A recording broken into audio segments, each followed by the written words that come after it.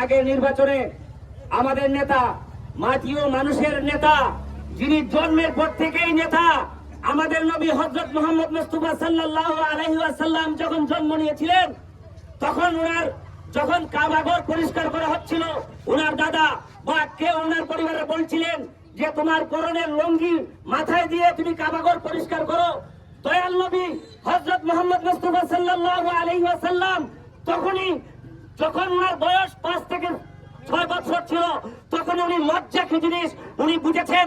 উনি ওনার দাদাকে বলছিলেন, দাদা যান, বা ওনার পরিবারের রেওয়ায়াতের মধ্যে রয়েছে যিনারা গার্ডিয়ান ছিলেন কাবাঘর পরিষ্কারের জন্য, তাদেরকে বলেছিলেন যে এই লজ্জা স্থানকে আমার সতর্কে উলঙ্গ করে মাথার মধ্যে আমার কাপড় দিয়ে আমি কাবাঘর পরিষ্কার করতে পারবো না।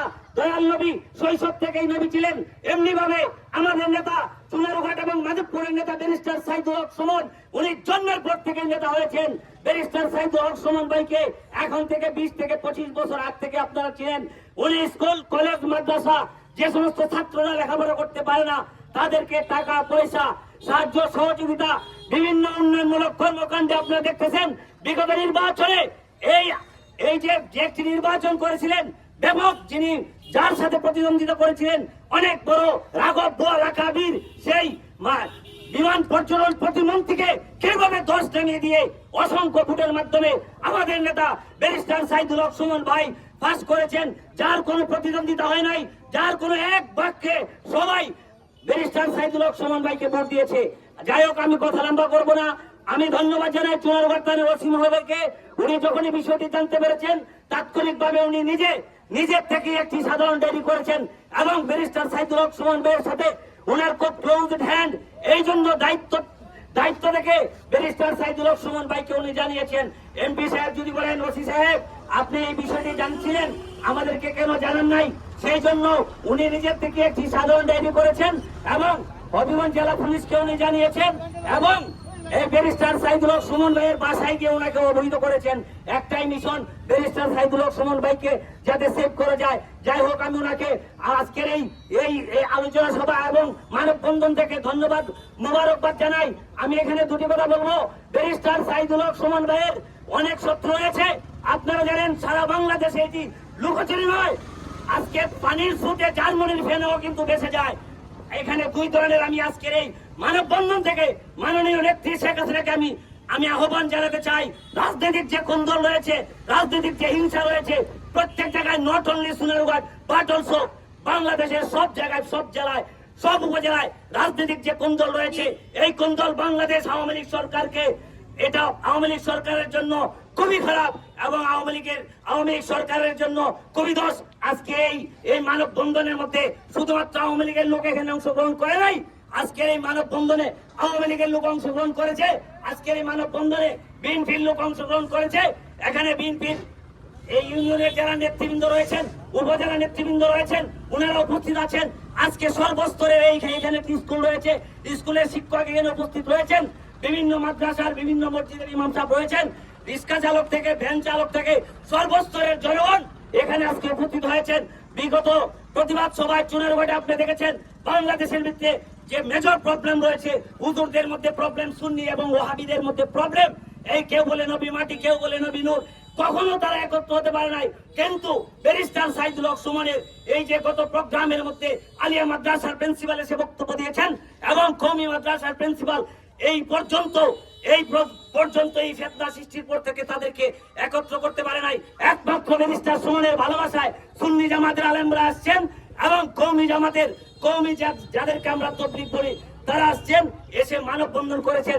এটা একমাত্র ব্যারিস্টার সাইদুল হক সুমনের ভালোবাসায়। নিঃসন্দেহে মাননীয় প্রধানমন্ত্রী, আপনি জানতে পারতেছেন বা আমাদের এই পথসভা বা বিভিন্ন প্রোগ্রাম দেখে, যেটা কেউ কোনোদিন সম্ভব করতে পারে নাই, সুন্নি ওয়াহাবি এদেরকে একত্র করা। আজকে দল মত নির্বিশেষে ব্যারিস্টার সুমনের জন্য মানুষ একত্রিত হয়েছে।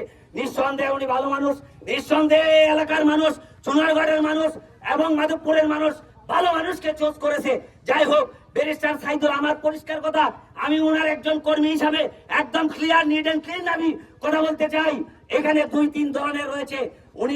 উনি অনেক বড় বড় সন্ত্রাসীদের বিরুদ্ধে, অনেক বড় বড় দুর্নীতিবাজদের বিরুদ্ধে উনি কথা বলেছেন হয়তোবা ওদের ওদের পক্ষ থেকে কেউ তাকে হত্যা করতে চেয়েছিল, অথবা আওয়ামী লীগের মধ্যে যে প্রবীণ দুই মেরু রয়েছে, সোনারঘাটের মধ্যে মেরু রয়েছে, হবিগঞ্জীয় মেরু রয়েছে, প্রত্যেকটা উপজেলায় প্রত্যেকটা জেলায় দলীয় কুন্দল রয়েছে।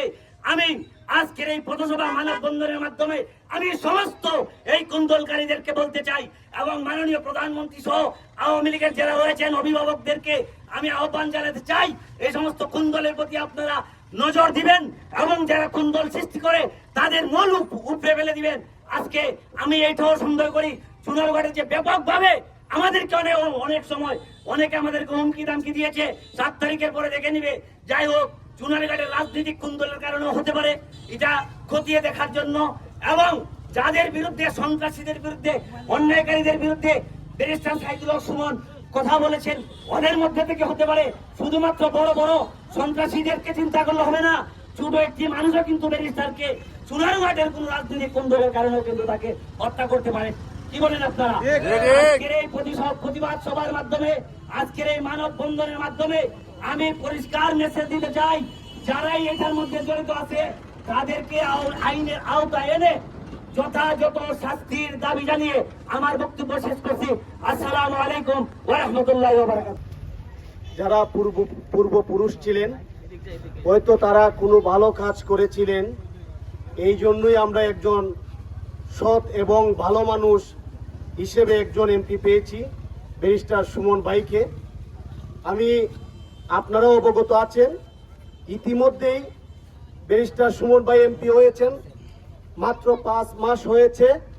সোনারঘাটে প্রত্যন্ত অঞ্চলে অনেক উন্নয়নমূলক কাজ হয়েছে এবং আমি বলতে চাই 5 বছর পর্যন্ত ইনশাল্লাহ উন্নয়নের কাজ অব্যাহত থাকবে।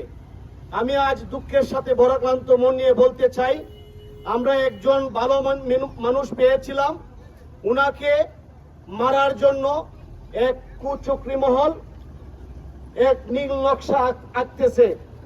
আমি প্রথমেই প্রশাসনকে বলতে চাই, আপনারা শান্ত সুষ্ঠু সোনারঘাটকে অশান্ত করে তুলবেন না। আমি আপনাদের বলতে চাই, সুমন ভাইকে যারা হত্যার হুমকিদাতা তাদেরকে অতি দ্রুত আইনের আওতায় এনে দৃষ্টান্তমূলক শাস্তি প্রদান করবেন। আমি বলতে চাই, সুমন ভাই আমাদের সোনারঘাট মাধবপুরের শেষ আস্থার স্থল। যদি সুমন ভাইয়ের কিছু হয় তাহলে আমরা তরুণ যুবক যারা আছি আমরা ঘরে বসে থাকবো না,